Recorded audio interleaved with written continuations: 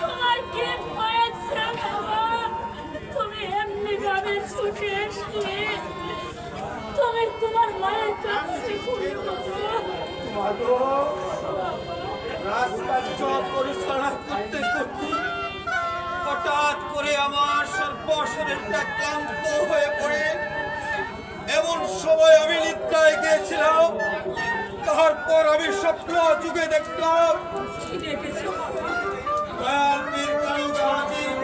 আমার শিয়রে দণ্ডায়মান হয়ে বলছে, ওই হে বাদশা জামাল, ওই মুহূর্তে তোমার চলে যেতে হবে 12টি বছরের জন্য বাড়ির যেতে।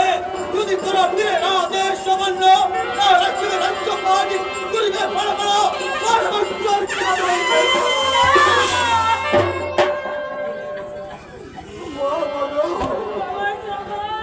আমি আর বিলম্ব করতে পারছি না। এই মুহূর্তে তুমি তোমার সন্তানকে হাসি মুখে বিদায় করো।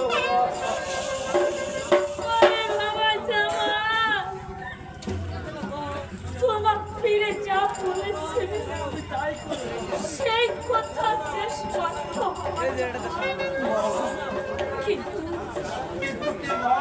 কিন্তু ফিরের আদেশ অমান্য করতে নয় বাবা। কিন্তু আমি মা হয়ে পারছি না ভারতের বৎসরের জন্য তোমাকে বিদায় তাহলে কি তুমি চাও ওই জাতির কালকাদির অভিশাপে তোমার বাচ্চা জবান পুরে বসে? ওই কথা বলতে নয় বাবা। তুই যদি ওই কথা বলি 10টি নয় 5টি নয়, একটি মাত্র পুত্র আমি বাঁচবো না। ওই কথা বলি তোমার এক জামাল চলে যাবে 12টি বৎসরের জন্য বাণিজ্য করতে। সে দেখো মা, শত শত জামাল এই রাজ্য বল তোমার উপরে চেয়েছে মা।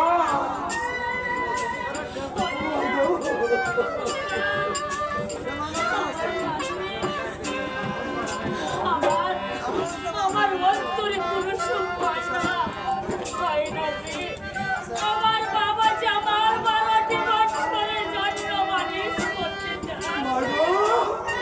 এ যে আমার পীরের আদেশ আমার পালন করতে হবে মা।